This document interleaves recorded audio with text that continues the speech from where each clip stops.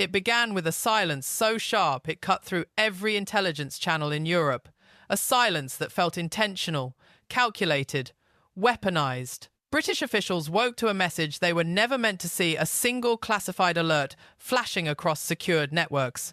Israel had closed its doors. Not partially, not symbolically, entirely. Before we roll the footage, just one thing: if you enjoy our work, drop a like and hit subscribe. Over 98% of you are watching without subscribing. Let's change that right now. It's free for you, but it fuels everything we do. Subscribed? Perfect. Now, enjoy the video. Every British minister, envoy, attaché, and diplomat was barred from entry, effective immediately. No advance warning, no diplomatic language. Just a blunt instruction passed from Benjamin Netanyahu's office to Israel's border authorities. And for the first time in 75 years, Britain found itself locked out of the Middle East's most powerful security partner, with no map back in. The shock rippled through Whitehall before sunrise. Phones lit up. Analysts shouted over one another. The Cabinet Office demanded clarity. But there was none. Only fragments of a message circulating among embassies. This is a message that said Britain had chosen principle over partnership and would now face the consequences. Some thought it was a hoax at first. Others assumed it was an internal error. But by the time BBC Radio's morning bulletin leaked the news, the crisis had already spiraled far beyond London's control. The catalyst? A phone call buried deep inside a hazy, frantic 4-day window. A call that Downing Street still refuses to fully describe. A call in which Prime Minister Keir Starmer crossed a line Israel never believed Britain would cross. First, he backed the International Criminal Court's arrest warrants targeting senior Israeli leaders. Then, without consulting his cabinet, his foreign secretary, or even Britain's ambassador to the United Nations, he announced a total arms embargo. Not just offensive weapons, defensive systems too, including components used in Israel's missile interception network equipment designed to save civilians, not kill them. It wasn't the decision alone that detonated the alliance. It was the secrecy, the speed, the way it blindsided the very people meant to execute it. Dame Barbara Woodward, a diplomat known for her calm under pressure, learned about the embargo not from London, but from an outraged Israeli communiqué delivered straight to the UN. Her response was immediate. She resigned before midnight, leaving a short handwritten note on her desk. "We were not consulted." That resignation set off alarms inside the Foreign Office, but the damage was already spreading. David Lammy, the Foreign Secretary, boarded a plane bound for Tel Aviv, unaware that he would soon become the symbol of Britain's new humiliation. Halfway across the Mediterranean, Israeli air traffic control revoked his landing rights. The plane banked sharply. Passengers gasped. And millions watched the trajectory reverse on flight tracking apps in real time. A G7 foreign minister turned away mid-air like a tourist with incorrect documents. Diplomats from Tokyo to Washington called it unprecedented. Others used harsher words: humiliating, avoidable, dangerous. At 9 p.m.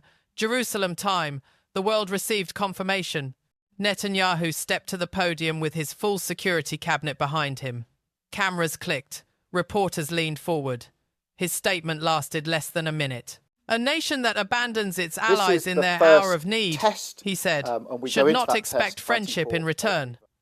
There were no follow-up questions, no elaboration, no diplomatic cushion, just a message delivered with surgical precision. Within 6 hours, Israel suspended all intelligence cooperation with Britain.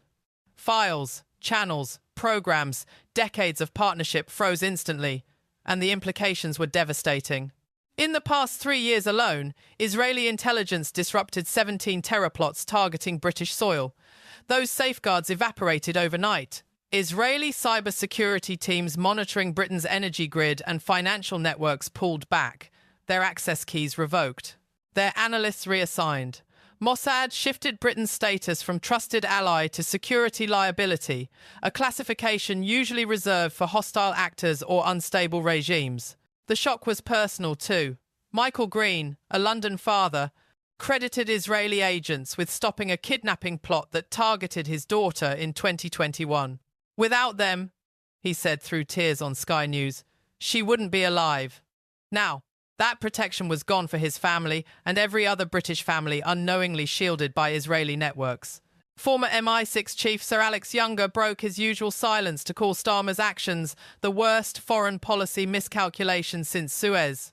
Lord George Robertson, former NATO Secretary-General, issued a grave warning. Britain has lost its most valuable intelligence partner in the world's most dangerous region. But the crisis didn't stop at Israel's borders. It spread like a shockwave through the Middle East. Saudi Arabia and the United Arab Emirates, both deeply invested in the Abraham Accords, quietly backed Israel's stance. Behind closed doors, GCC ministers questioned whether Britain's security guarantees meant anything anymore. Jordan expressed similar doubts. Decades of relationship building, trade missions, and back-channel diplomacy evaporated in a single news cycle. Britain wasn't just distrusted by Israel, it was distrusted by Arab states too. A rare, almost impossible alignment, both sides questioning the same partner. Then came the economic blow. The pound fell sharply against the Israeli shekel, an unusual, symbolic market reaction that rattled investors. £30 billion in bilateral trade went under urgent review. British tech firms were booted from Israeli innovation projects overnight. Britain betrays allies trended across social media for 2 straight days. And on the streets of London, Jewish communities gathered outside synagogues, asking the question Downing Street hadn't answered. Without Israeli intelligence, who keeps us safe? Inside, number 10, panic replaced policy.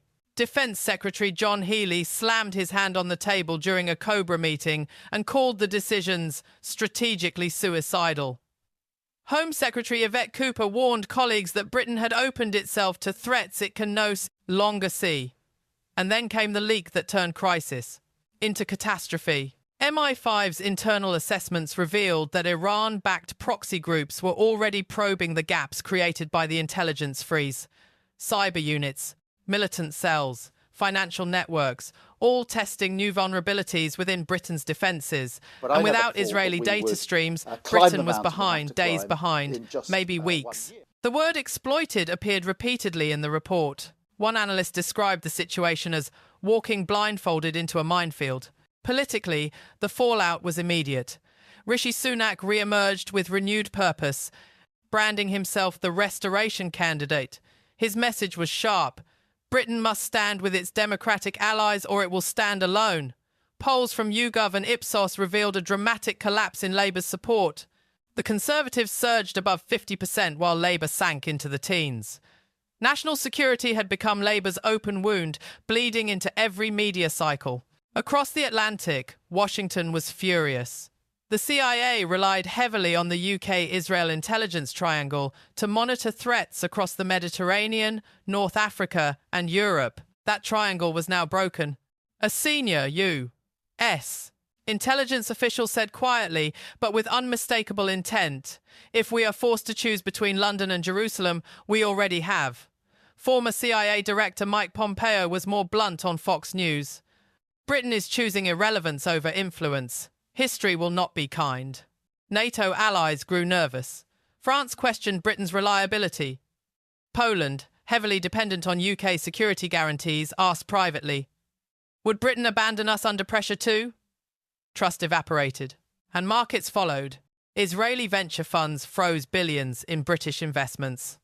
£4 billion in joint tech projects were rerouted to the US We've got to rebuild into the next and general Europe. election. That's the task. London, once a magnet for Israeli talent and innovation, now looked like a liability.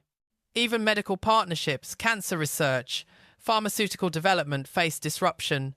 Analysts across Oxford, Cambridge, and the London School of Economics estimated potential losses at £100 billion over the next 5 years. Britain has amputated its strategic arm, an Oxford professor said, and it did so willingly. Meanwhile, the situation on the ground in Israel turned colder. British students were expelled from exchange programs. Research labs ended partnerships.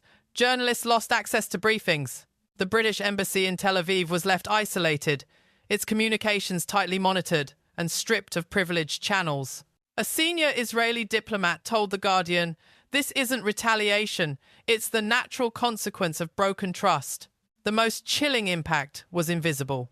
Without Israeli intelligence, Britain lost its ability to track Iran's nuclear developments, Hezbollah's movements in Lebanon, Hamas's funding pipelines, and ISIS cells scattered across Syria and Iraq.